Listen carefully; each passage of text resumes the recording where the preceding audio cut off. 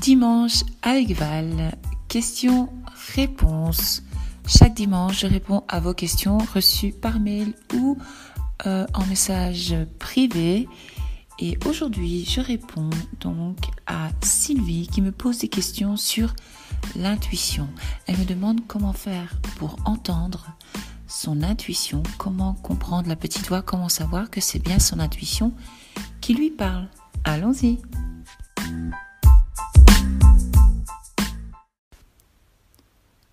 Mon intuition me conduira à ma passion et à mon but dans la vie. Mon intérieur a toujours la réponse. J'ai constaté que quand je suis calme, les réponses me parviennent. Je suis pleinement alignée à mon vrai moi et je me laisse guider. Je fais entièrement confiance à mes conseils intérieurs. Chaque fois que j'ai un doute, j'écoute toujours mon cœur. Mon intuition connaît le chemin. Quel beau sujet que l'intuition. J'aime beaucoup ce sujet. Alors, super question. Merci Sylvie. Je vais y répondre du mieux que je peux, évidemment. Ce que je vais dire en premier, c'est que si vous ne pouvez pas entendre votre intuition, c'est uniquement parce que, en fait, ce sont vos peurs qui vous gênent. Et moi, je l'ai vécu ça pendant longtemps. J'avais cette peur ce sont des peurs que nous avons en nous. Et l'idée est de vraiment faire taire vos peurs. Et à ce moment-là, votre intuition deviendra plus forte. Parce que je ne sais pas si vous avez remarqué, mais en général, on a comme des flashs, comme des idées qui nous viennent quand on ne pense pas trop, quand on ne réfléchit plus de trop en fait. Parce que quand nous sommes trop dans les pensées, à ce moment-là, l'intuition est difficile de nous faire parvenir ces messages, si vous voulez. On agit moins, on agit plus avec notre cerveau mental, si vous voulez. Alors, comment entendre l'intuition ? En fait, votre intuition, c'est quoi ? En fait, c'est votre moi supérieur, c'est votre âme qui, elle, a toutes les réponses. Donc, l'idée est de vous brancher à sa fréquence et de suivre ses conseils. Je sais, ça semble facile, mais c'est facile une fois qu'on lâche prise. C'est pour ça qu'on parle souvent de lâcher prise. Mais c'est vrai que comme nous n'avons pas l'habitude d'écouter notre intuition, eh bien, ça peut être difficile au début. Donc, l'idée est d'écouter, d'être dans le moment présent, et tout doucement, vous allez recevoir de véritables conseils et d'idées, des chouettes idées de votre intuition. Alors, la question est de se poser ceci. Il y a quand même une question à se poser, c'est qui est-ce qui me parle ? Est-ce que c'est mon ego qui parle ? Est-ce que c'est réel ? Et si je fais une erreur, est-ce que c'est bon ? Mais au début, il faut le temps de s'habituer et puis vous verrez la différence entre votre ego. Donc, votre ego, c'est qui ? C'est votre identité, c'est vous. Ça, je vais rentrer plus en détail dans l'ego bientôt. Voilà, donc votre ego, c'est votre identité, c'est qui vous êtes, la personne que vous dites être. Alors, c'est qui l'ego ? C'est la personne qui dit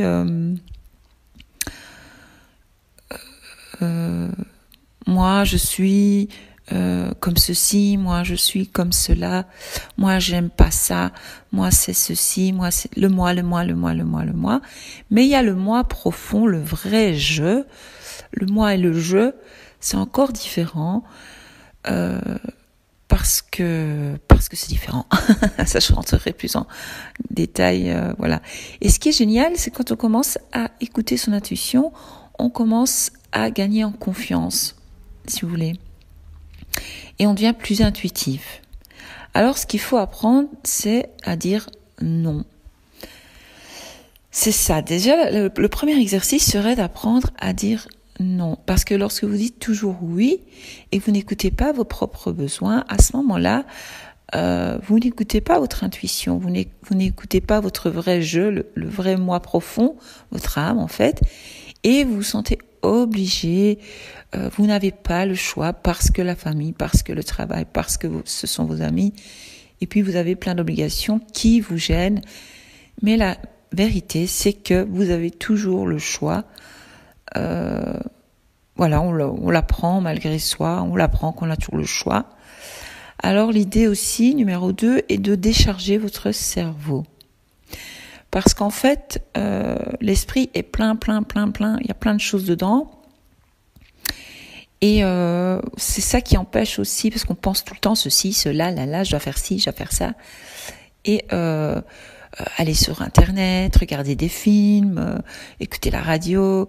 Vous ne laissez pas, donc vous n'avez pas des moments à vous de silence ou de calme, où vous prenez vraiment soin de vous, où vous prenez le temps pour vous.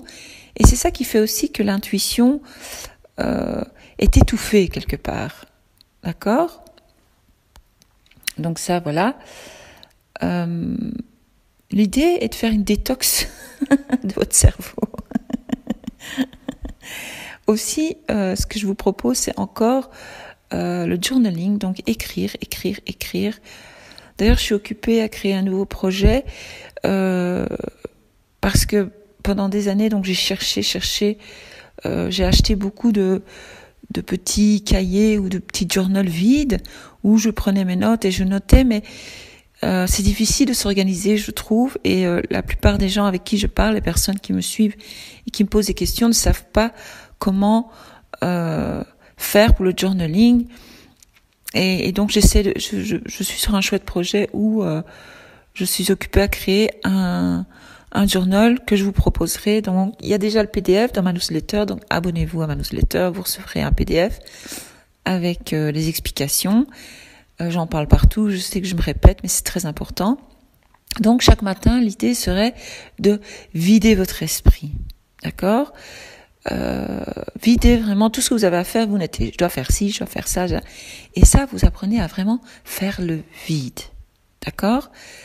Et puis vous dites à ce moment-là, vous portez, donc vous émettez l'intention en fait de se dire, ben voilà, aujourd'hui je fais le vide dans mon esprit, et puis à un moment donné, vous aurez des petites idées ou des petits messages de votre intuition, et quand vous les recevez, l'idéal, parce qu'on a 17 secondes, des fois c'est même 7 secondes, 5 secondes, puis on oublie l'idée que l'intuition nous envoie. Elle nous envoie de chouettes idées, elle nous donne de bons conseils, et l'idée est de vite noter ça quelque part. Et c'est comme ça que vous allez commencer à développer votre intuition, parce que votre intuition va voir que vous l'écoutez, que vous lui faites confiance, vous prenez note de ce qu'elle vous dit, donc elle va essayer de vous envoyer par tous les moyens possibles des messages, ce qui est le mieux pour vous et ce qui n'est pas bon pour vous en fait. Alors l'idée est encore une fois d'exprimer donc votre gratitude, c'est très important, et d'avoir des discours positifs, des affirmations en fait. Par exemple, je suis ravie de ceci, je suis heureuse de cela, je suis heureuse et reconnaissante que ça c'est bien aussi. Alors, en fait, comment les reconnaître et comment suivre ces conseils ? Donc, les conseils intuitifs peuvent prendre la forme, plusieurs formes en fait. Vous avez un flash, ou bien des fois l'intuition vous parle à travers d'autres personnes parce que vous n'écoutez pas, et puis il se peut que par exemple votre compagnon ou quelqu'un vous lâche une phrase et vous dites mais d'où elle sort cette phrase ? Eh bien soyez, donc c'est ça, être éveillé et être à l'écoute, c'est être à l'écoute de tout ce qui se passe en vous et autour de vous aussi. C'est un exercice aussi à apprendre, mais ça je vais essayer de vous apprendre au fur et à mesure. Donc non, mais c'est vraiment être à l'écoute en fait. Être éveillé aux signes aussi. Parce que quand l'intuition n'arrive pas parce que votre mental est trop chargé, c'est pour ça qu'on parle de détox. Il n'y a pas seulement la détox physique du corps, ça c'est très important, mais si elle détox du cerveau. Il faut calmer les pensées, calmer le cerveau. Et alors Sylvie, vous m'avez aussi demandé, c'était quoi hier soir, vous m'avez demandé, je viens d'avoir l'idée, j'ai déjà oublié. Vous voyez, j'ai pas pris note de l'idée que je viens d'avoir. Mon intuition va me rappeler quelque chose et j'oublie. Donc, ce que vous pouvez faire aussi pour écouter votre intuition, c'est donc méditer. Donc, apprendre à calmer votre esprit, ça c'est la base. Une fois que vous allez apprendre à calmer votre esprit grâce aux méditations, parce que l'intuition, elle fait quoi? Elle est là pour nous donner des conseils. Bon, attendez, je vais commencer du début, ce sera plus simple. Donc, l'âme, elle attend. Elle attend, et elle attend, et elle attend. Et puis elle attend, et puis elle attend, et puis elle attend. Et elle voit que vous ne l'écoutez pas, vous ne l'écoutez pas, vous ne l'écoutez pas, elle en a marre. Hein. Mais à chaque instant, elle essaie de vous envoyer des signes, elle essaie de vous envoyer des idées parce qu'elle vous connaît. Elle sait ce que vous avez au fond du cœur, ce que vous désirez réellement dans la vie. Donc l'intuition va nous servir à quoi? Qu'est-ce qu'elle va faire? Eh bien déjà, avoir, quand vous avez envie, par exemple, Sylvie me dit qu'elle veut perdre du poids. Ok, on va travailler sur le poids alors. Ou elle veut changer de travail. Voilà, on peut travailler sur ces deux choses-là. Donc, qu'est-ce qu'on peut dire, Sylvie, que pour l'instant, votre but, votre désir est de perdre autant de kilos ou est de changer de travail. Alors, comment faire? Eh bien, vous allez commencer à déjà noter votre intention. Donc, l'intention, c'est de perdre un. Et puis, on se dit, comment faire pour arriver jusque-là? Qu'est-ce que je dois faire? Alors, il faut pas être trop dans le contrôle, il faut laisser venir. Alors, si votre intention est de, eh bien, votre intuition, elle va commencer à vous envoyer des messages. Elle va commencer à vous dire, voilà, tiens, tu ferais bien ça pour... Donc, on a des idées qui viennent, alors, tiens, je mangerais bien ça à la place de ça, par exemple. Voilà, un exemple. Ou alors, tout à coup, on a cette envie d'aller courir, ou de faire une marche, ou de faire quelque chose qui sort de l'ordinaire. Quelque chose qu'on ne fait pas d'habitude. Parce que si vous restez la même, si vous avez les mêmes habitudes, la même heure à laquelle vous levez, vous vous brossez les dents toujours de la même manière, tout ça c'est votre ancien vous. Ça, c'est de l'autopilote. Là, vous êtes en mode autopilote, vous n'êtes plus en contrôle de votre vie. Donc en fait, tout le monde pense qu'il est en contrôle de sa vie, mais on n'est pas du tout parce que 95% pour vous les Français, 95% pour les Belges, de vos habitudes de vie, donc de votre journée, est vraiment en autopilote. Je me répète parce que c'est important de le comprendre. Et donc ça, ce sont toutes vos... ce n'est pas le vous réel.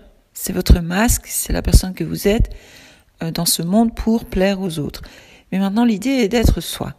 Donc, être soi, c'est quoi? Ben voilà, moi j'ai envie de perdre 15 kilos pour me sentir plus légère, pour être plus en forme, pour être en meilleure santé, pour me sentir bien. Voilà. Première chose à faire, c'est d'accepter le moment présent. Donc on se dit quoi? J'aime mon corps, je le remercie pour tous les services qu'il me rend, enfin des choses comme ça. Si j'ai ce poids, c'est qu'il y a une raison, ça c'est sûr. Donc si vous voulez, quand on a, c'est souvent une protection quand on prend 10, 15 kilos ou 5 kilos en plus, ou je sais pas moi, c'est toujours considéré comme une protection qu'on se crée, si vous voulez, c'est pour nous protéger et on a l'impression d'être plus fort. Mais quelque part, en même temps, on a envie de perdre du poids. Mais alors, on n'y arriverait pas parce qu'il y a une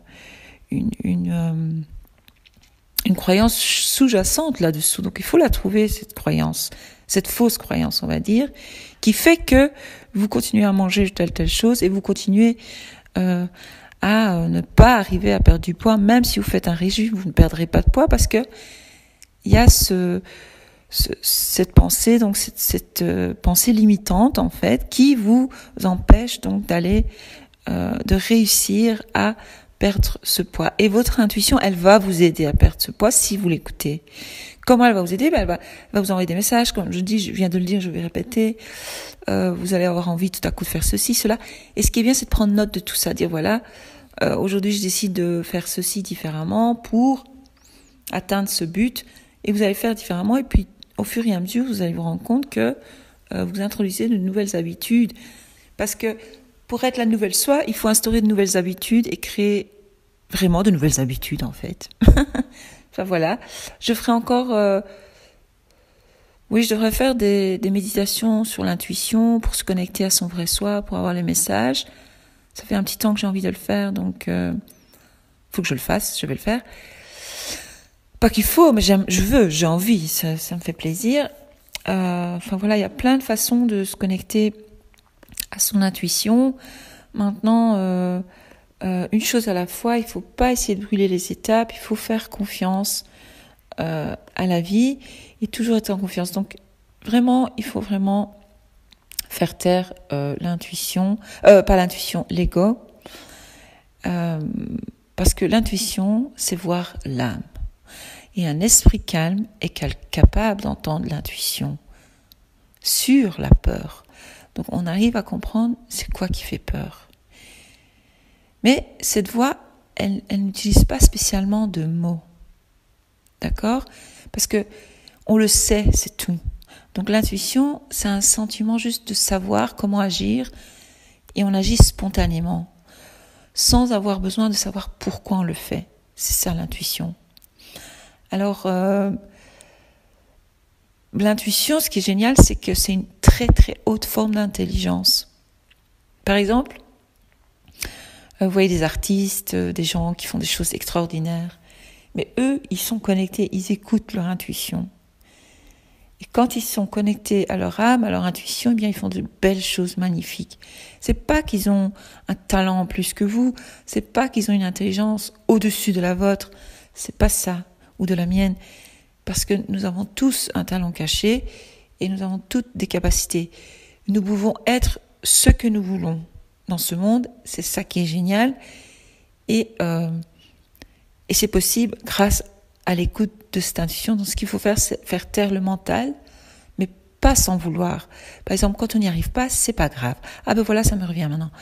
Donc par exemple, quand une idée négative arrive et que vous arrivez à la capter parce qu'on ne se rend pas compte, on a tellement de pensées dans la journée qui sont une habitude, ce sont les mêmes pensées que nous répétons chaque jour, ce qui fait que notre passé d'hier est notre présent et vous savez déjà à quoi votre futur va ressembler puisque vous avez les mêmes habitudes de penser, les mêmes habitudes de tout, donc ça ne changera jamais, votre vie ne changera pas tant que vous ne changez pas vos habitudes de penser. Donc l'idée est quand par exemple j'ai une idée négative qui me vient, une pensée négative qui me vient, si je m'en rends compte, je dis oh, je peux en rire, dire mais c'est ridicule, et puis en rire, dire mais non, n'importe quoi, moi je fais ça, et puis après je répète, je dis 3 fois le contraire, ou 4 fois ou 5 fois, je dis mais non. Par exemple, j'imagine, je sais pas moi, si je me dis oh purée, qu'est-ce que je pourrais penser de négatif sur moi-même aujourd'hui? J'ai pas envie de penser négatif sur moi, mais c'est pour donner une réponse, une idée. Par exemple, je peux dire tiens, oh que je suis bête. Bon, voilà. Oh, je suis bête. Non, à ce moment-là, on en rit, on dit mais non, je suis pas bête. Et on rit de soi-même parce que c'est une bêtise. Personne n'est bête. Tout le monde est intelligent. Donc, et après, parce que si vous commencez à croire que vous êtes bête, tout le monde va vous voir comme une personne qui n'est pas très intelligente et vous allez avoir des comportements d'une personne comme ça. D'accord ? Et vous n'allez voir que des personnes qui vous exaspèrent, qui vous semblent stupides. Donc vous allez être là, mais purée, elle est stupide, mais elle est bête. Tout ça n'est que le reflet de vos pensées profondes, vos pensées limitantes en fait, sous-jacentes. Donc, hop, vous switchez. Alors je dis, non, je suis intelligente, la preuve, donc il faut trouver une preuve. Pour que votre cerveau vous croie, pour que l'ego ne se foute pas de vous, pour que votre cerveau dise, mais attends, si, regarde, t'es vraiment stupide. Eh ben non. Il faut lui donner, nous, une preuve. Alors on dit, puisque c'est nous qui sommes en contrôle de notre vie, d'accord ? On ne laisse pas cette identité qui a été formée par la société, par d'autres personnes à notre enfance. Parce qu'il suffit que quand on était enfant, on ait eu un instituteur ou un de nos parents qui disait tout le temps qu'on est bête, qu'on est con, qu'on est stupide, ou je sais pas moi, t'es stupide, t'es bête, tu sais pas, t'es bête. À ce moment-là, on a enregistré ça en nous. Et à chaque fois qu'il se passe un truc, on se dit, ouais, t'as vu comme je suis bête. Donc, on revalide ce que cette personne-là nous a dit. Donc, il faut pas accepter ce que les autres disent de nous. Il faut vraiment pas les accepter, surtout les choses négatives. Quand c'est du positif, on l'accepte, on dit merci. et on continue notre vie. Et quand c'est du négatif, on stoppe, on dit non, je ne suis pas d'accord, je n'accepte pas ça, on ne l'accepte pas. C'est ça, poser aussi des limites, j'en parle dans le podcast numéro 15. Et vous posez des limites à vous-même aussi, en fait, c'est ça, c'est pas seulement aux autres. Quand vous commencez à le faire pour vous-même, eh bien ça va. Donc à ce moment-là, qu'est-ce qu'on peut? On peut dire, ben non, regarde, alors là, on donne une preuve à soi-même, on dit, mais non, regarde comme je suis intelligente, comme je suis capable de, comme je me prouve que je suis tout sauf stupide, évidemment.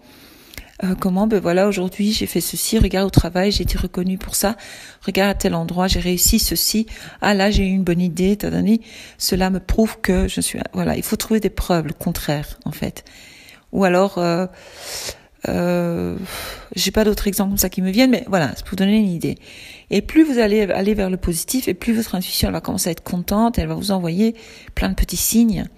Mais ça, je vous en parlerai aussi dans l'avenir. Je ne vous ai pas tout dire en un jour parce que mes épisodes, faut pas qu'ils durent trop longtemps non plus, faut pas qu'ils soient ennuyeux. Enfin voilà, envoyez-moi vos questions. Je y répondrai le dimanche avec plaisir. J'aime le faire, ça me fait plaisir. Voilà, à bientôt.